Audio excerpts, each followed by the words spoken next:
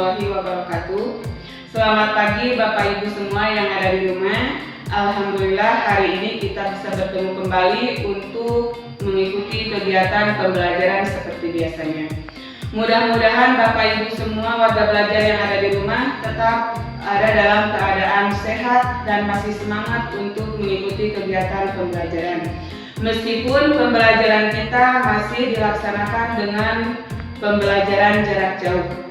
Nah, Bapak Ibu, hari ini kita akan melanjutkan pembelajaran untuk pembelajaran PPKN kelas 12 dengan materi globalisasi. Nah, adapun tujuan pembelajaran kali ini, yang pertama yaitu mengetahui definisi dari globalisasi. Yang kedua, mengetahui aspek-aspek dalam globalisasi. Dan yang ketiga, mengetahui dampak dari adanya globalisasi. Bapak Ibu, globalisasi ini berasal dari kata global yang artinya mendunia atau bisa diartikan lagi menyeluruh. Nah, di mana dunia ini tidak dibatasi oleh batas-batas tertentu. Batasan seperti apa? Contoh, batasan negara, wilayah, warna kulit, dan masih banyak batasan-batasan yang lainnya. Sehingga dari uraian tersebut bisa kita ketahui bahwa globalisasi artinya adalah proses masuknya ke ruang lingkup dunia. Nah, namun selain definisi tersebut, masih banyak definisi-definisi yang lain yang dikemukakan oleh beberapa sumber yang lainnya. Untuk itu, silakan Bapak Ibu warga belajar di rumah untuk mencari sendiri arti definisi yang lainnya dari sumber yang lain. Bisa dari buku paket, bisa dari modul, ataupun bisa dari internet. Nah, untuk selanjutnya, globalisasi ini mencakup ke dalam berbagai aspek. Yang pertama ada aspek globalisasi informatika dan komunikasi. Kemudian ada globalisasi ekonomi, ada globalisasi hukum, globalisasi politik, globalisasi ilmu pengetahuan, globalisasi budaya, dan yang terakhir aspek globalisasi agama. Jadi ketujuh aspek ini mencakup dalam kegiatan globalisasi. Nah, Bapak Ibu, dengan adanya globalisasi, otomatis akan menimbulkan dampak terhadap kehidupan manusia, terhadap kehidupan dan bagaimana kita filter antara yang positif dengan yang negatif untuk kehidupan kita sendiri.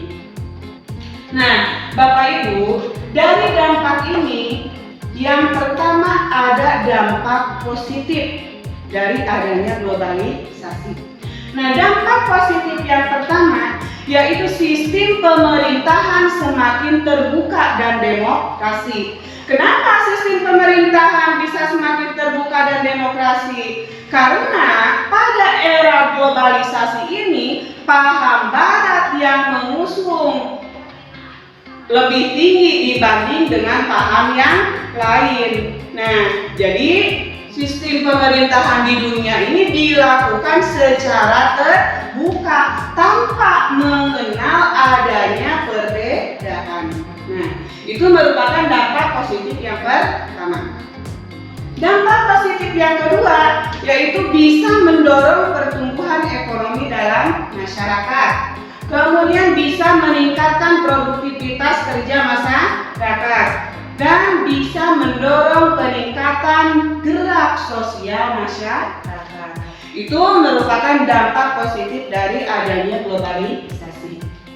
Nah, selain dampak positif, otomatis ada kebalikannya, yaitu ada dampak negatif. Apa saja dampak negatif dari adanya globalisasi? Salah satunya bisa memudarkan rasa nasionalisme. Kenapa rasa nasionalisme masyarakat bisa pudar? Karena paham liberalisme terorisme mampu menggeser ideologi bangsa. Nah, sehingga rasa nasionalisme masyarakat semakin pudar. Itu salah satu contoh dampak negatif dari adanya globalisasi. Dampak negatif yang kedua, bisa memudarkan rasa cinta terhadap produk dalam negeri. Kenapa produk dalam negeri bisa memudar?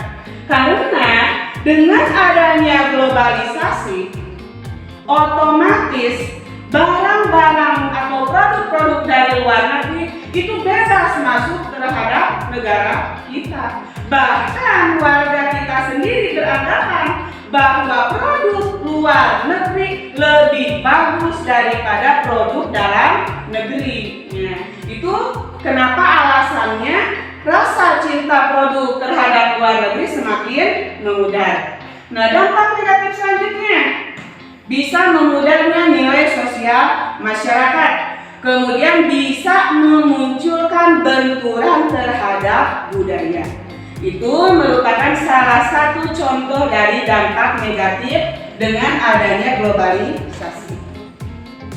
Nah, Bapak Ibu, dari dampak negatif tersebut akhirnya timbullah beberapa paham terhadap kehidupan masyarakat. Yang pertama ada paham individualisme, kemudian ada paham egoisme, ada paham ekstremisme, ada paham terorisme, ada paham materialisme, dan masih banyak paham-paham yang lainnya. Nah, untuk paham yang pertama yang ditimbulkan dari dampak negatif, yang pertama ada paham individualisme. Apa itu arti paham individualisme? Nah, individualisme berasal dari kata individu atau sendiri, sehingga dapat diambil kesimpulan bahwa paham individualisme yaitu paham yang mementingkan kepentingan sendiri, tetapi di sini tidak merugikan orang lain. Nah, paham yang kedua ada egoisme, egois. Nah, sama, ini juga merupakan paham yang mementingkan kepentingan sendiri, tetapi di sini terkadang banyak merugikan orang lain untuk paham egoisme. Paham selanjutnya ada ekstremisme. Ekstrim yaitu paham yang menghalalkan segala cara, ingin ini, ingin itu, tidak tahu asalnya dari mana, mau buruk, mau tidak, yang penting tujuan seseorang akan tercapai. Itu yang disebut dengan paham ekstremisme. Selanjutnya ada paham terorisme. Apa yang dimaksud dengan paham terorisme?